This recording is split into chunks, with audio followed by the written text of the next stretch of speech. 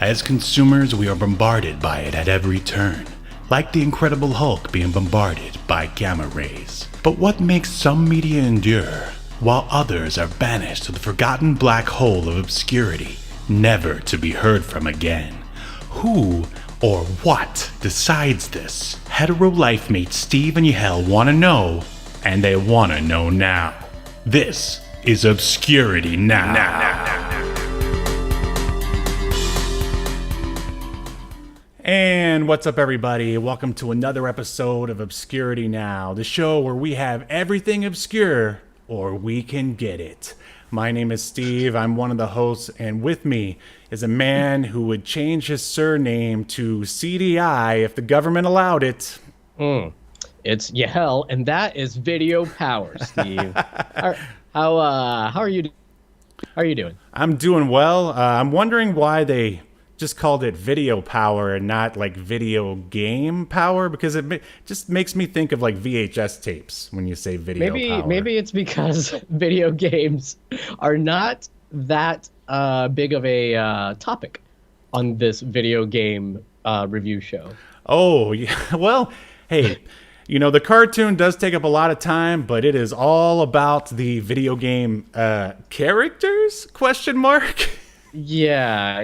It's quite the smorgasbord of video game characters. They're Acclaim video game characters. That's right. And you know, Acclaim, if I remember correctly, is just a publisher. You know, they're not right. They don't really make. What games. I was reading is that most of that stuff they were ported from other people's arcade games. Basically, they brought them to the home consoles. And so, they really wanted you to buy these Acclaim games. So some genius in marketing was like, let's do a 90s cartoon mashup of the dude from Narc, the guy from Wizards and Warriors, a basketball player from Arch Rivals, and a talking tomato from the game Quirk. Yeah, real weird choices. I mean, the only one that makes sense to me, I mean, I should roll that back. None of these make sense, right? Mm-hmm. But if you were going to say, okay, one of these, I guess the Tyrone from Arch Rivals, because Arch Rivals was pretty big. The other games, I mean, not that they weren't big or that they weren't hits, but like enough to put a card like Narc. Like Narc, I think came out like in 1985 or something. Oh, but that game is so good. But let's just clarify if someone just happened to tune in and didn't see any of the tweets about what we're covering. We're covering the sort of, I don't know, pseudo video game information infotainment show known as Video Power, where it's just a little bit of video game information and then a whole lot of 90s cartoon style cartoon. Yahel, what is your history with Video Power? I mean, I remember watching the show. I don't know how, but I did not remember the cartoon part of it, which is weird because it is like 90% of the show. It is.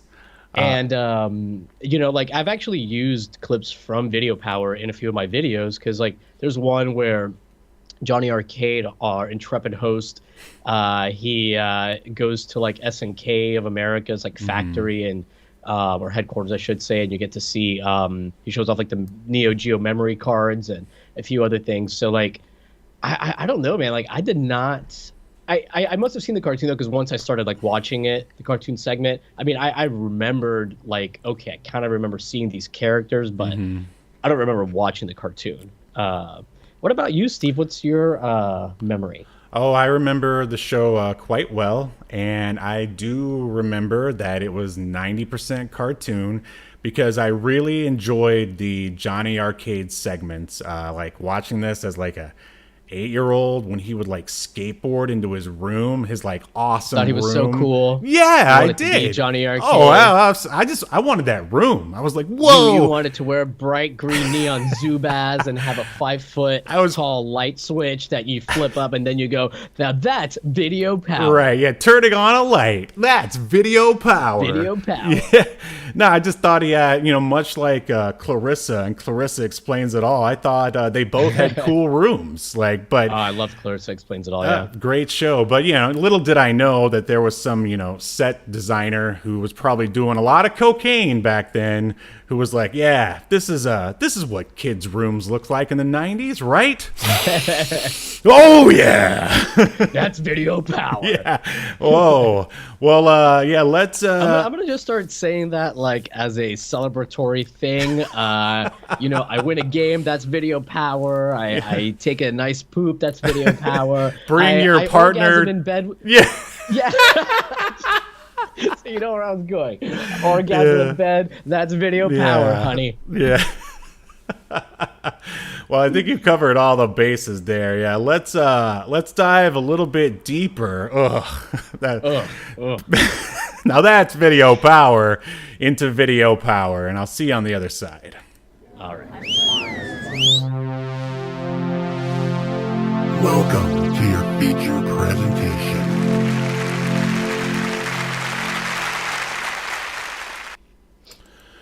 All right, so to those who don't know, or for those who don't know, we're talking about the pilot episode of Video Power. There were actually 2 seasons of this show. I guess the numbers weren't good enough because in the second season, they overhauled the entire show and turned it into a game show. Do you remember watching the game show version of Video Power? Very vaguely. I remember not being that into it. Oh, I thought it was pretty awesome, but you had a few years. I'm a little older than you, though. I have a more mature palate. You're just not as rad as us, hip kids back then. Yeah. I traded in my bright green Zubaz pants for khaki Cavaricis. I was so more mature. But I just wasn't that into it because it looked, from what I remember, the kids in it were pretty young, weren't they? 8-year-old. Probably. Let's say 8 to 10, most likely. But that was the show where at the end, if you answered all the questions correctly, you got to run around in this fake video store, grabbing as many video game cartridges as possible, and then you slide down a slide at the end, and you get to keep whatever you grabbed. Do you remember that? I don't remember that, but I do remember that the winner of every challenge, because it was it aired daily, and I remember all the winners from each day faced off on Friday, and the winner of that got to win a trip to Universal Studios, right?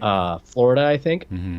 Which, I mean, I don't know how great of a prize that seemed, because at the time Nickelodeon was giving that away for every prize on every one of their shows every fucking day. Yeah, because they were filming down there. That's why. Yeah.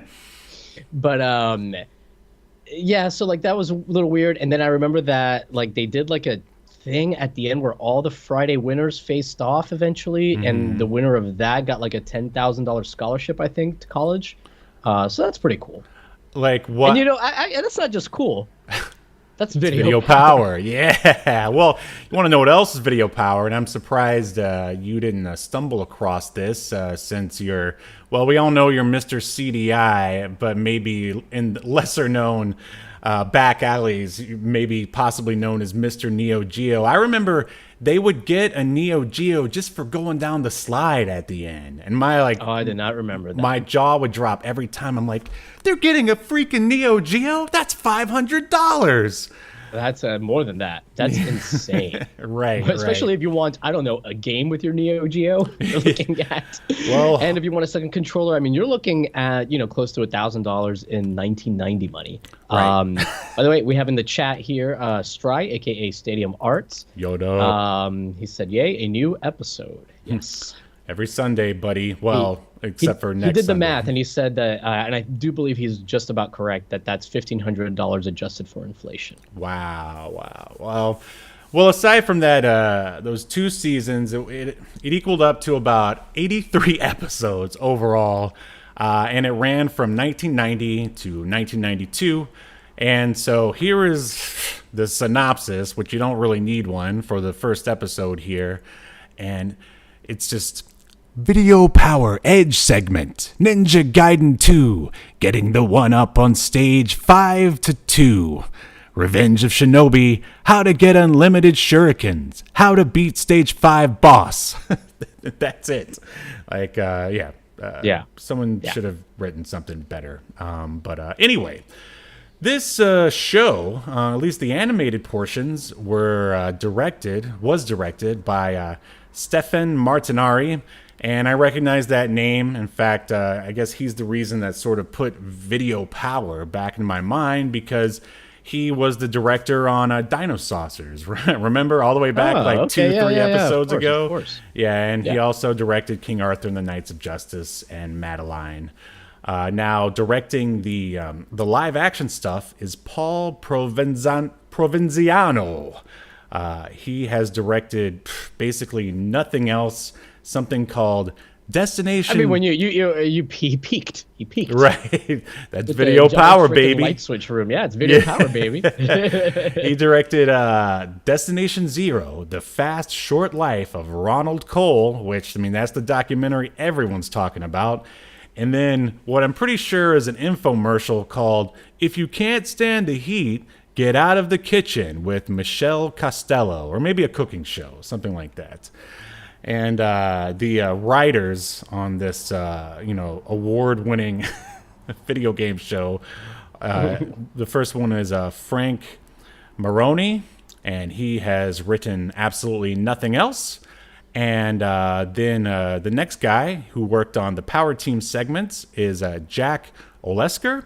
He also wrote the King Arthur and the Knights of Justice video game and the new Adventures of He-Man. Make sure you check out our He-Man reboot episode, as well as a little no-name show called Power Rangers and Mask. Everyone knows, not The Mask, but Mask. And do you remember The Bots Master? Is that like one of those shows where like people make bots that fight each other? No, it sounds like that. It's an animated show just about a kid in the future who made a bunch of cool-looking robots. We'll have to cover that one eventually. And last but not least is Paul Similski. And the only other thing he worked on besides this was something called Game Pro TV. So he must have been like the video game consultant or whatever when they were writing this stuff. And the production companies, which I thought were kind of interesting, is first off is Saban Entertainment.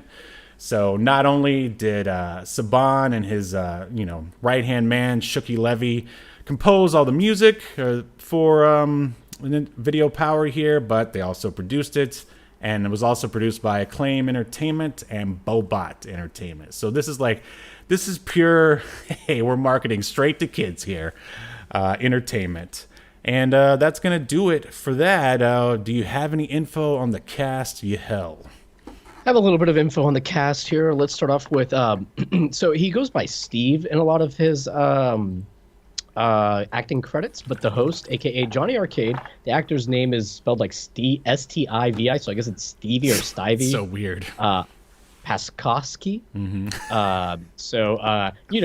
I assume he's a threat to our country. Yeah. But in our way of life. But he's actually kept really busy, and man, as an adult, he looks nothing like he did like as Johnny Arcadia when he was younger. Like, it's crazy. I would not have thought this was him. But yeah, he's still acting. The most recent thing on his IMDb is from 2020 in a TV series. For a second, I thought he was in Law and Order from 1993 to 2010 because of the way like it displayed. But then I saw, okay, he had like 4 guest starring spots between 1993 and 2010 on Law and Order. I see. Well, good for him. He was like Criminal of the Week, I guess. Yeah. But he's kept busy. He's got a bunch of credits. He's done a bunch of TV series. Not anybody you'd really recognize, but he's kept busy. Now, as far as the voice actors for the cartoon, what was it? The Power Team cartoon, I think that's what it was called, right? Yeah. So, anyways, we've got Dale Wilson, not to be confused with Dade Wilson. Or wait, who is? Never mind. I was thinking of like not the Punisher, Deadpool's real name, but that's Wade Wilson. Wade Wilson. Thank you. Well, great. Edit this out. Anyways, he's also kept really busy acting, like live action stuff. Again, nothing that I think anybody would recognize him from. I don't think anybody recognized him as Paw Pooch from Crypto the Superdog. But maybe you did. I don't know. Maybe you're a big Crypto the Superdog mark. Anyways, look out for the new Crypto the Superdog Bitcoin coming to you soon. But anyways, then we've got John Novak. And by the way, the IMDb doesn't say who played what voices. That's why I'm not going into that. Okay. He was in a bunch of stuff. He was in Highlander for like 4 seasons or 4 years. Nice. So the TV show. So that's pretty cool. But yeah, again, nothing like you'd recognize him from, but he's still busy. He's got stuff released in 2021. Then we've got Richard Newman, who has continued, unlike the other people I've mentioned. He's done a lot of voice acting in cartoons, a bunch of stuff. He's got some stuff in pre-production, so he's also kept busy. We've got Jason Mikas, who has the most unprofessional IMDb picture out of all these people. He's just making a weird face. Again, he's kept busy in voice acting. Terry Clayson also kept busy in voice acting.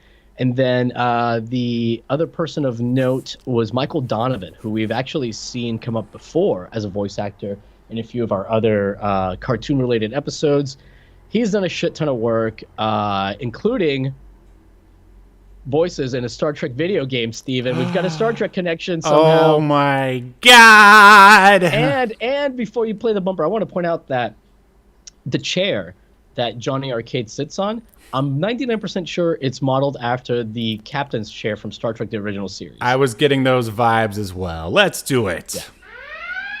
Yeah. Oh no! We've just entered another Star Trek connection. Fantastic. I don't know how you did it, buddy, but you did. Congratulations. That's video power. Yeah, it is video power. So I want to point out in the chat, Stry mentioned that, Canada had its own video and arcade top 10 on YTV. So this will be super informative for me. Excited.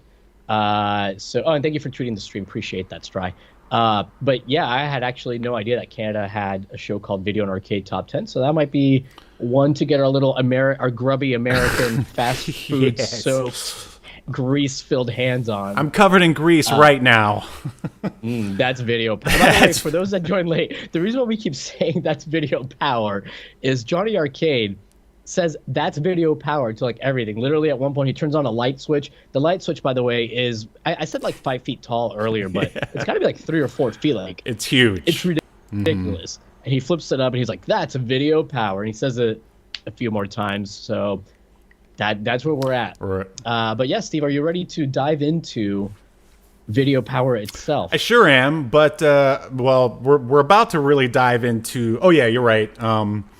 Yeah, so we'll do that, and then we'll talk about that in a sec. Okay, so right off the bat, we get a pretty, awesome, like upbeat theme song. It almost sounds like anything that Haim Saban and Shuki Levy would have composed in the 90s, high energy. It sounds very like Saved by the Bell. Oh, it looks like it too, with all, the colors going around. I even wrote that right here in my... Yeah, I don't think it's a Oh, no. That was the style of the 90s for sure. So I like the theme and all the crazy colors and whatnot. And I also enjoy the logo. I thought their logo was way better than that Carnosaur logo from last week. Absolutely. And then, of course, Johnny skateboards into his room. I guess this is supposed to be his room. They never really, I don't know if they ever clarify. It's been years. But I just assume this is where Johnny, lives, basically.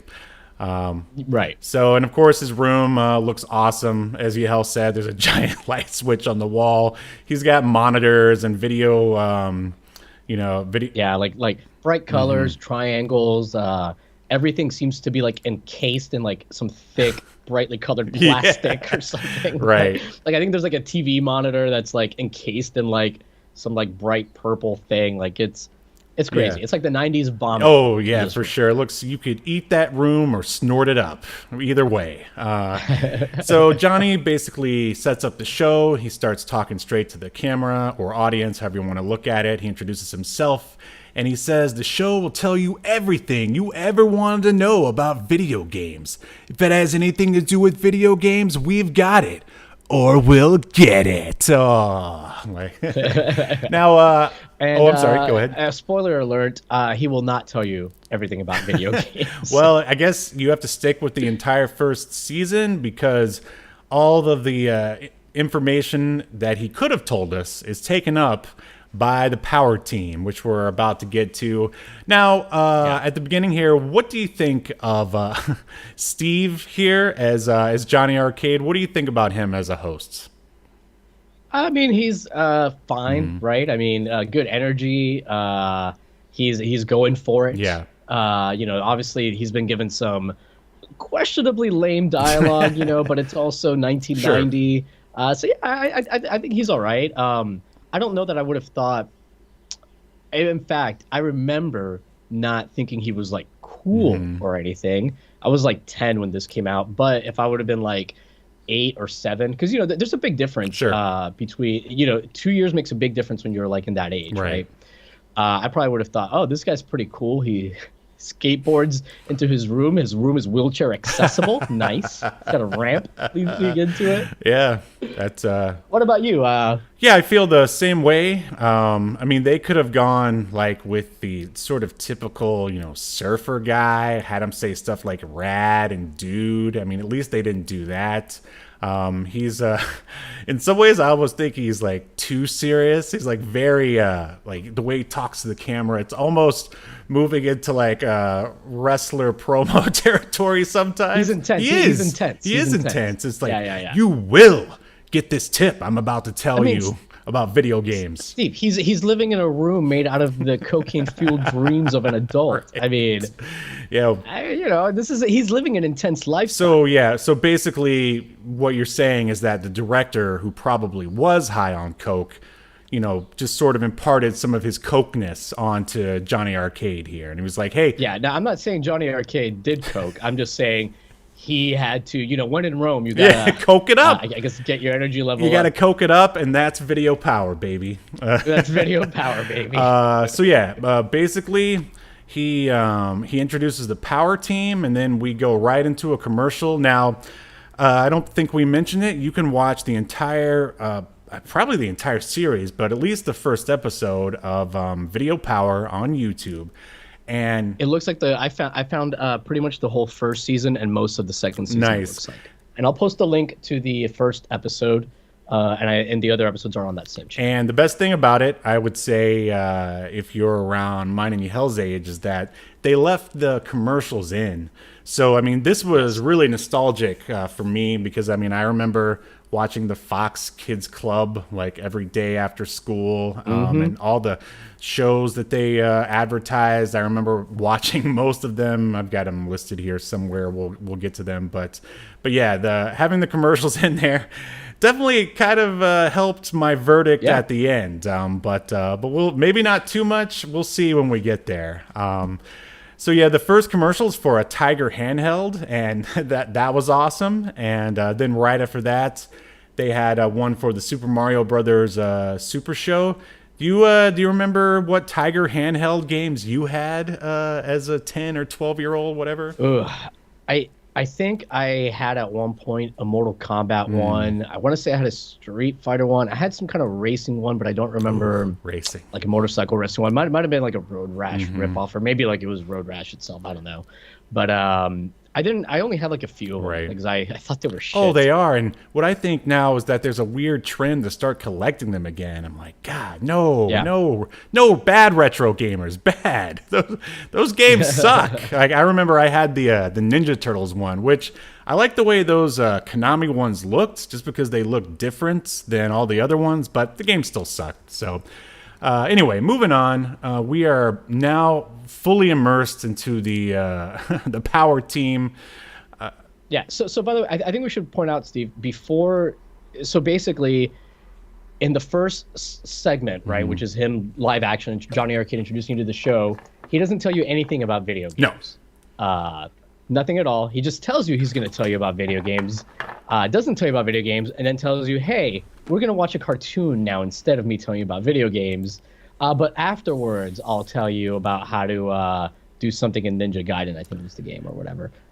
It's almost as if they knew like people were there for like the video game info, and they knew that they wouldn't really want to sit through this cartoon.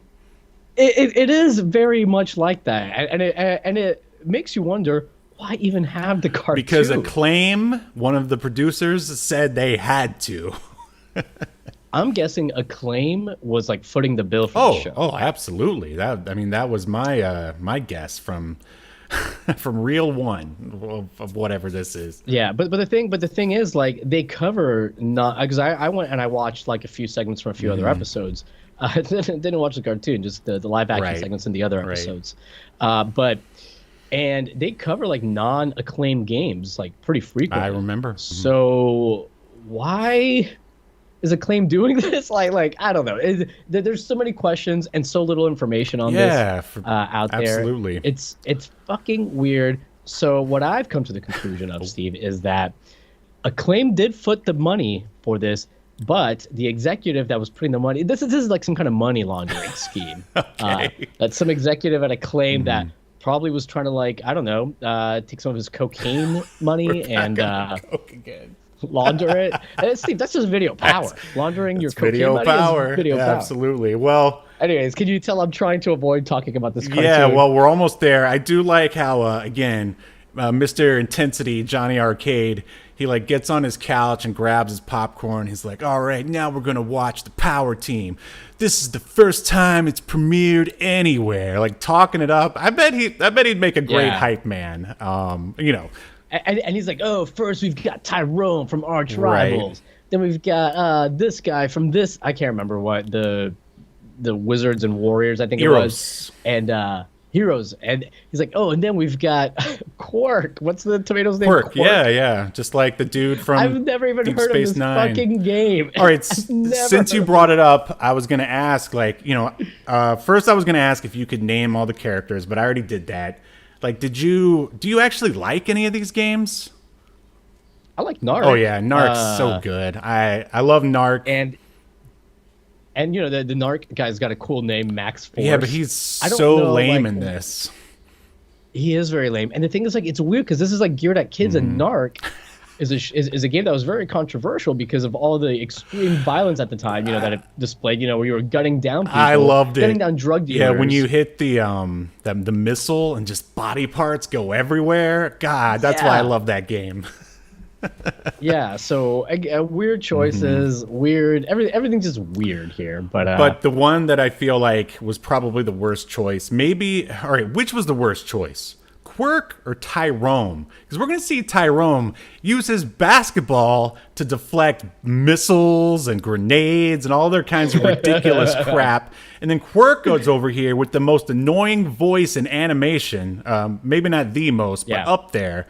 Like, which one do you think was? Yeah, well, I mean, Quirk's just a tomato. He's gonna go bad in like 8 days. So I would say he's the worst choice. Wow, I love tomato humor. All right, let's jump into this cartoon. Okay, so we open. It's nighttime. A giant semi filled with tomatoes drives along the highway. The drivers see a hurt motorcyclist, and so of course they pull over to check on him. But then they are shot by a limo with front-mounted lasers, and inside that limo is Mr. Big. Then a guy in a helicopter comes, shoots the... Mr. Big is the villain of the cartoon. Who is also the villain... which Johnny Arcade told us. Right, and he's also the villain from Narc, if I'm not mistaken. Okay. And, they shoot the tomatoes in the truck, and pelting the guys with all of this tomatoes. And then the motorcyclist gets up. Surprise, it was all a big ruse. He removes his helmet. He's Spike, one of Mr. Big's henchmen. And he tells them, even though they've destroyed all the tomatoes, that Mr. Big is taking the truck. and he tells them to scram and get out of there. Like, this is one of those 90s cartoons where the gangsters sound like they're from the 40s. Now we cut to Bigfoot. That's right, the Bigfoot truck from the 90s. I remember. Which has a very unintimidating voice for Bigfoot. Right. It's like kind of high pitched. Well, no, that was Johnny Arcade talking through Bigfoot at that point. Like, they have, really? Bigfoot's regular voice kind of sounds like, I don't know, a radio DJ. Almost kind of sounds like Bill Clinton. That. My bad, I missed he talks at the end. But yeah, he's carrying tomatoes, and hiding in the tomatoes is the power team: Tyrone, Max Force, Quirk, and Eros, the barbarian guy. Which, like, right off the bat, I'm just like, what is who came up with the premise for this episode? Like, tomatoes? And as you see, as we go forward, it just gets even more ridiculous. And so, Matt. Yeah, it very low stakes whenever, like, because what was the deal? Like, they were trying to, like, steal the tomatoes because they want there to not be able to be, like, ketchup or something. You're close. Okay, so Mr. Big, and they must have, like, stolen this idea straight from the history books from Al Capone. They're hoarding all the tomatoes so they can sell it to all the pizza makers in the city at a marked up price. So they'll have to deal with them. That's what it was. Yeah, some real espionage there. But, it's pizza, Yahel. Kids like pizza, so we'll just build the entire episode around tomatoes. Oh, God, kill me already. So anyway, Max Force says they're hiding in the tomatoes because they are the bait for the hijackers that they somehow know is going to come. So Johnny Arcade communicates to the team through a computer in Bigfoot. Mr. Big sets up cut to Mr. Big and his other henchman, Joe, and I think Spike was there too. They're setting up fake cows in the road to make them stop, which is so lame. Like, they gave, like, absolutely no thoughts into any of the writing here, as you will continue to see. They were too busy doing coke, Yahel, is what they were doing. Yeah, too busy. Bigfoot says everything looks good, but sees the phony cows, and then Big Boss himself, like, normally, the main, like, bad guy or villain, like a la Dr. Claw, they sort of sit back and make their henchmen do all the work. Not here in the power team world. Big Boss is a hands-on type of bad guy. Indeed. So, okay. So Big Boss jumps into action, and then, but don't worry, here comes Tyrone to throw a basketball at him and deflect one of his missiles. And this is, I see this going on throughout this episode, is one member of the power team shows up and the other ones are nowhere to be found. And then they just start showing up one by one for absolutely no reason. Like, they could have said that was part of their plan at the beginning to justify it, but obviously the writers don't care. They're too busy doing coke because that's video power.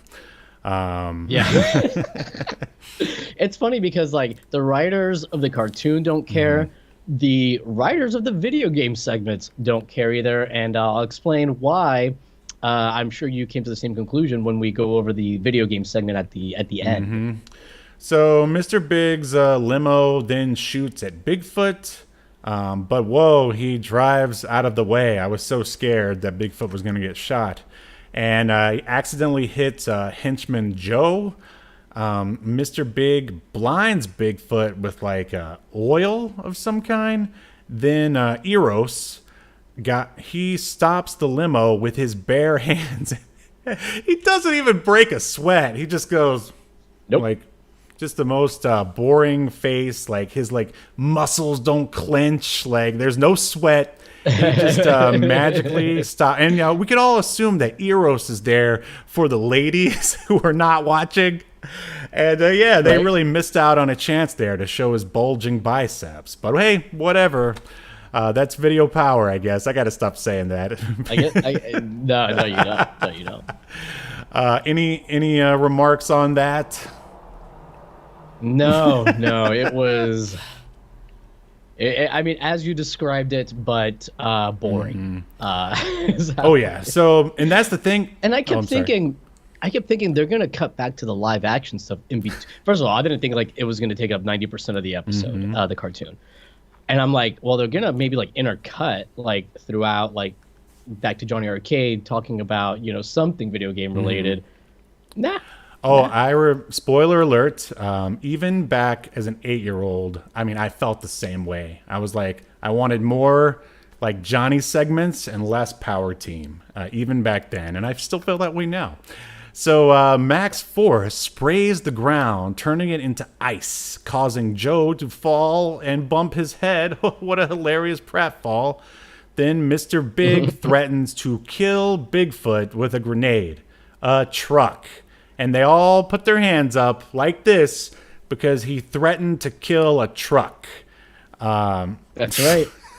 I mean, the truck is sentient. I guess. I mean, So- we can only assume that I guess they just lost access to Bigfoot's mechanics, so they couldn't build a new one. And yes, Well, I mean, we find out later that these characters from these video games, what we're watching is happening in the real world, so Earth, Right. where we live, but they are from actually video games. And one of the things that Mr. Big tries to do later is use the thing to like send them back into their video games. Right. Like, what the fuck is going on? so bad, so bad. So anyway, we get at that cliffhanger where Mr. Big threatens to kill a truck. We get another commercial break, and we get a actual commercial for New Adventures of He-Man, which I thought was very apropos. And we were talking about it before we started recording. Small Wonder. If anyone remembers, it is a sitcom about a little girl robot who I barely remember that show. But anyway, yeah, that was those commercials were way more entertaining than the cartoon we just started watching. Yeah. So we're back to the show. Mr. Big says if he's just like what Yahel just said, if he zaps them with their own game cartridge, they go back to their home worlds. Then Quirk shows up and pelts Mr. Big with tomatoes. And I'm like, wait a minute. Quirk is a tomato.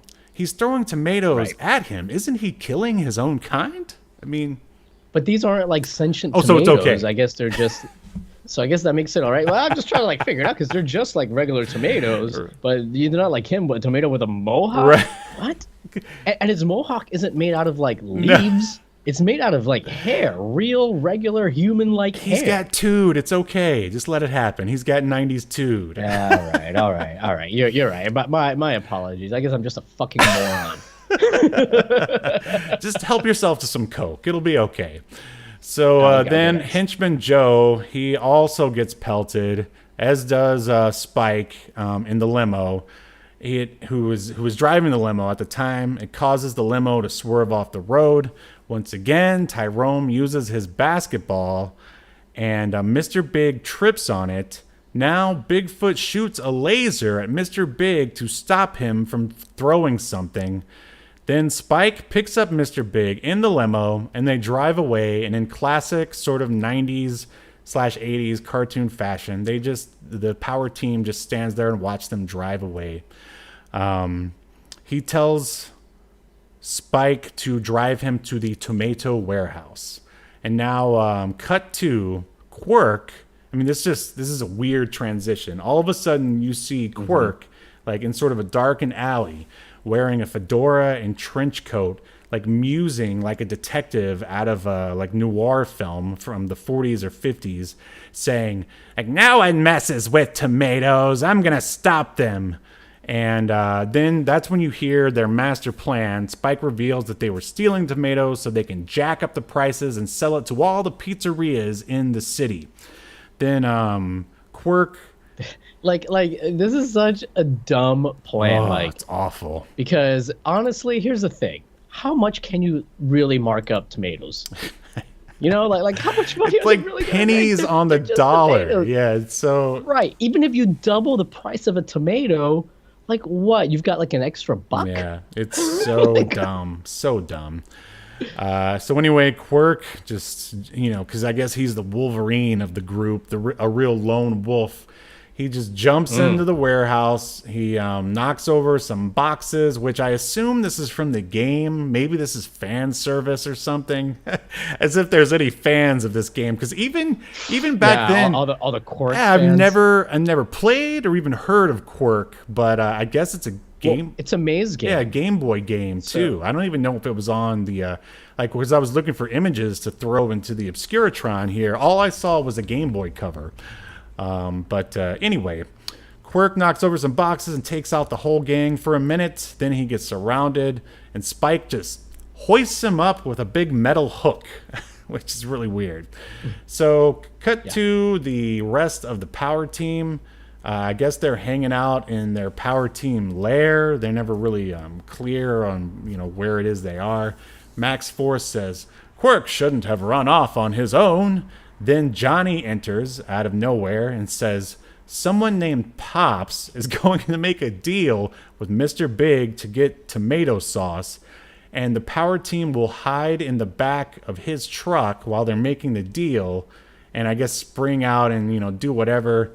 And now what they could have done to fix this abysmal writing here or episode is, why not have the power team all hanging out in Pop's Pizzeria at the beginning, and they're eating it's their favorite pizza place. They take a bite of the pizza and they're like, Pops, what's the deal with this pizza? It tastes so weird. And Pops is all, well, these gangsters stole all the tomatoes and I can't afford tomato sauce. Will you do something, power team? Then we'd at least have a plot to drive all this crap forward. Right. Instead of having this random pizza owner just pop up. Yeah, it was so weird. He just popped up out of nowhere. I had to rewind. I'm like, what's going on here? So anyway, I sort of lost my spot here. Oh yeah, Pops. Okay, so Pops shows up to make a deal with these dangerous gangsters, says he represents all the pizza makers of the city, which is so ridiculous. They all have a union or something. And Mr. Big has trouble, and then says there's going to be trouble, and then the power team jumps into action. Tyrone once again throws his basketball at Mr. Big's face, and there's this really dumb sort of pratfall where it looks like the basketball is wearing Mr. Big's trench coat and fedora or whatever. Then he takes out his grenade, but then Bigfoot shows up. Again, they're doing the thing where one at a time, all of the members just sort of get into the fray. And then Mr. Big threatens to kill Quirk. See, only the weird sentient members get threatened. None of the human ones. Right. But once again... Well, I don't think you're going to get arrested for murdering a truck or a tomato. So, Mr. Big's a thoughtful criminal. He's a smart guy. But once again, Tyrone throws his basketball at the back of the semi-truck that holds all the tomatoes. The door opens and it floods the entire warehouse surrounding Mr. Big and his thugs, and they run away. And just like in the previous fight scene, the power team just sits there and watch them leave.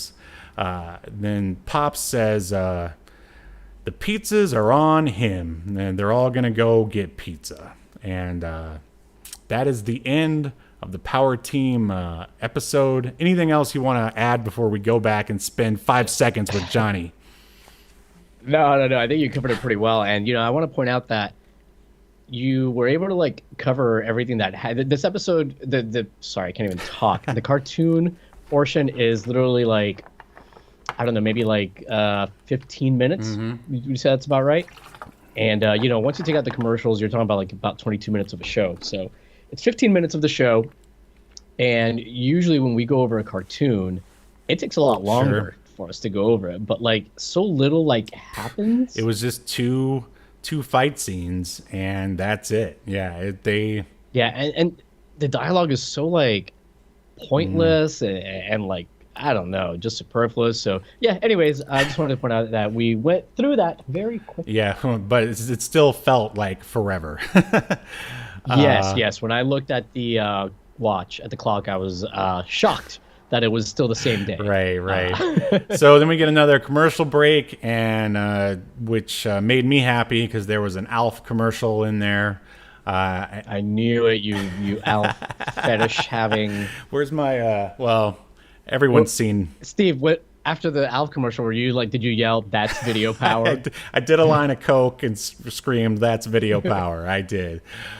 So now we're back with Johnny, finally in real life, and he introduces the Video Power Edge segment, which I love because like it's filmed like the Ryan Gosling movie Drive. It's all red for some reason, and again, it's super serious, and he's giving us tips on how to beat Ninja Gaiden and Shinobi. And then at the end, he tells us about the Video Power Bulletin Board, which is just, you mail in questions, I guess, and, maybe he'll talk about them on the show. And that is it. That is the first what's up? There's something key that you missed. What's that? Or maybe you were going to bring it up. But when Johnny Arcade is giving us a tip, and I think it might be a trick that, right? Doesn't he give like a code or something? He says this tip comes from Game Players Magazine. So it's not even something that they originally discovered or came up with. He literally says, I got this from a magazine you could have bought at the store. Well, so he's like, how lazy is it? I mean, hey, I guess kudos to them for like giving credit and, proper attribution, I guess. But really, you guys couldn't. Anyways, and then I watched, like I said, like some other video segments from some other episodes, and like literally, dude, he goes over Ninja. I watched the last episode, the last video game segment from the very last episode of season 1, and you know what game they're going over, Steve? Ninja Gaiden again. And so they're covering Ninja Gaiden again, and his tip, he's got two tips. He doesn't tell us what magazine he stole these from. And there's such dumb tips that I actually don't think they took them from a magazine, because no magazine would put this shit in there. First of all, he's talking about like the power-ups, and he's like, oh, here's a tip. If you get the freezing power-up, you should use it right away because it only lasts for like 5 seconds. Okay. Wow. Oh, no, I'm sorry, the invincibility power-up. He's like, start, running right away, because the one that has the stars that go around you that can kill enemies. Because it'll only last for like X amount of seconds. Okay, no shit. And then the other like tip is like, oh, if you use the freezing power up that freezes your enemies, that'll help you get out of a tough situation. Right. Oh, and yeah, there's also in this episode, I think it's when he's talking about Ninja Gaiden, he's like, the enemies are going to be coming at you fast, but just avoid them and you'll be all right. Yeah, these are like not tips. These are just like how you play the game. But just to play devil's advocate, at least for this first round of tips, you said from Game Players Magazine, you don't think maybe the executive producers weren't like, hey, video game, magazines, send us your tips and we'll mention you in the show? You don't think maybe they did that, or maybe even said like, hey, if you want us to mention you, give us money? You don't think they did something like that, or they just went to the local grocery store, bought a magazine, and that was that? I highly doubt it, but I mean, I guess it's possible, but I just, this doesn't seem like the kind of people that are put the show together don't seem like the kind of people that would think that far ahead. Oh, well, and of course in the 90s, I'm sure all the, grown-ups, like the producers and stuff, aside from, obviously Acclaim, I'm sure everyone else was like, video games, that's for kids. So obviously this show is geared towards kids, and so right. I guess ipso facto, they're like, we'll just make up some tips. We don't need to give any actual information. And that's why maybe the tips are so crappy. Yeah. Well, that is it for the first. Let's see. I had some. Oh, here's a thing to ruminate on. Yahel, was Johnny like the prototype for what now has become like the gaming YouTuber or gamer YouTuber before YouTube was even a thing? Maybe like the. I guess I could kind of see that, like the over hyper. Video game show host kind of a thing, archetype. I guess you could kind of see that a little bit.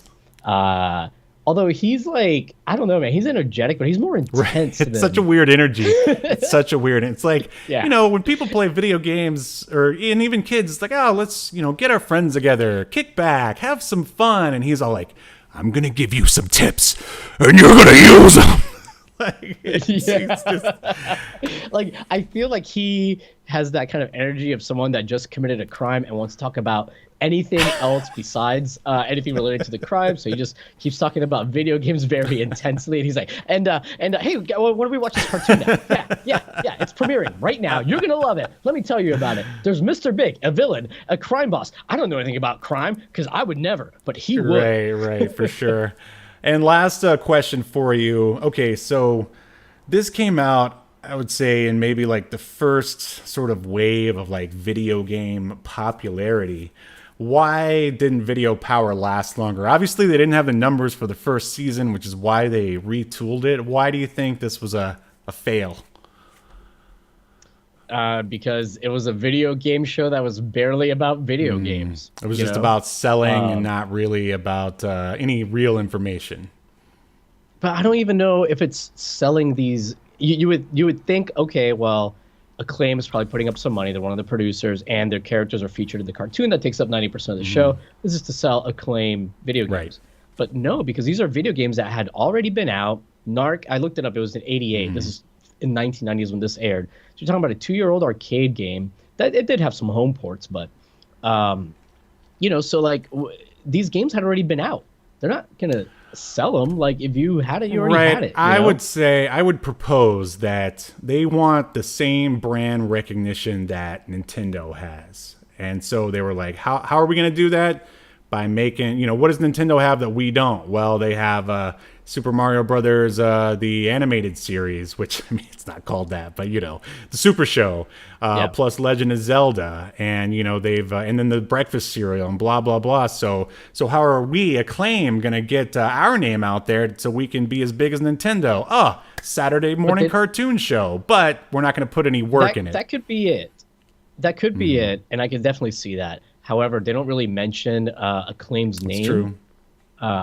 That these are it wouldn't surprise me if you're right that was the end goal, but the execution to get to that, like, I wouldn't come out of this like thinking or knowing, Acclaim makes these cool games.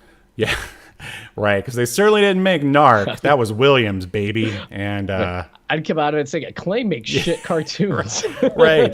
Well, Acclaim shit tunes, I believe. Shit tunes. They're the ones who did all the Simpson games in the beginning for Nintendo, and those games are like impossible. But get it together, Acclaim. They're dead now anyway, for good reason. Maybe this is why. Yeah. All right, let's end this thing. Question. All right, Yahel, CDI, Neo Geo Velasquez. Do you think that Video Power should be tossed in the black hole of obscurity, never to be heard from again, or be remembered for at least the end of like gaming history? Oh, this is a tough one. It is. I am going to say, because so much of the show is taken up by the cartoon, which, by the way, did you know that they made less episodes of the cartoon than they did episodes of Video Power in the first season? So then they just start reusing episodes of the cartoon. Wow, that's so cheap. Wow. Yeah. So based on all that, I'm going to actually say no. So should be obliterated, huh? Wow. Yeah. Yeah. It's really tough because, like, I do enjoy the Johnny segments, even though they weren't exactly chock full of information. But yeah, the cartoon takes up too much of the show. So yeah, I mean, hardly anyone ever even talks about this. I think maybe they talked about it on Toy Galaxy, but other than that, yeah, this and AVGN, aka Cinemasco, he put out a video about Video Power and Game Pro's show, which we should probably cover. Game Pro's I didn't even realize there was one. Well, we know hosted by JD Roth. I remember him. I remember him from there was a game show I liked with him on it called Funhouse. Do you remember that? Yeah, yep. Another one we should cover. I'll add both to the list. You do that. All right, and in the meantime, we're going to obliterate this show because it deserves to be left in the 90s. Let's do it. Yes. The heathens have spoken. You are obliterated.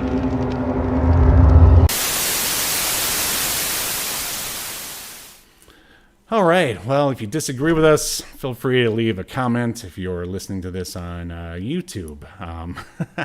Or if you disagree with us, feel free to leave us a 5-star review on iTunes. Yeah, that would be great. You just either way, leave us a 5-star review because that's video power, baby. That's right. A free bag of video power branded cocaine will be delivered to you by Johnny. Oh man, I really think we could probably sell those when we get a slightly larger audience. We'll have a Shopify store or whatever it is. But forgot to mention at the beginning of the show, make sure you check us out on TikTok if you don't feel like sitting through an entire episode, which I don't know why you wouldn't, but there's lots of bite-sized chunks of comedy and information, unlike video power. And last but not least, for those of you who have been paying attention to the crowdfunding campaign of one my comic book, Escape to Earth, it was a success last May 31st. Also, thanks to Yahel and his contribution and a bunch of other people. So if you're a viewer/listener of this show and you contributed, thanks a lot. And your copy or the digital copy will be showing up eventually. Other than that, anything else to add, Yahel, before we sign off here? No. Congratulations, Steve, on your first Kickstarter. Like getting it fully funded, man. Like that's awesome. Very happy for you. Well deserved. I see Strive put in the chat. Ta-da! Video power. We hardly knew thee. Knew it a little bit too much for my taste. But no, I have nothing else to add. All right. Well, then, thank you for watching. Don't forget to subscribe and like and all that other stuff. And we will see you next Sunday-ish when we will continue to discuss even more obscure media only on Obscurity Now. See you next time. You've been enjoying Obscurity Now, a podcast that's recorded live to tape and streamed to Twitch and YouTube. Subscribe so you never miss an episode or hilarious quip. Take us with you by following the download links provided in the show notes to wherever you get podcasts. And take notice of our various social media links if that's what you're into. I'm not here to judge. And make sure you join us live next week at 6 p.m. Eastern, 3 p.m. Pacific as we continue to discuss more obscure media only on Obscurity Now.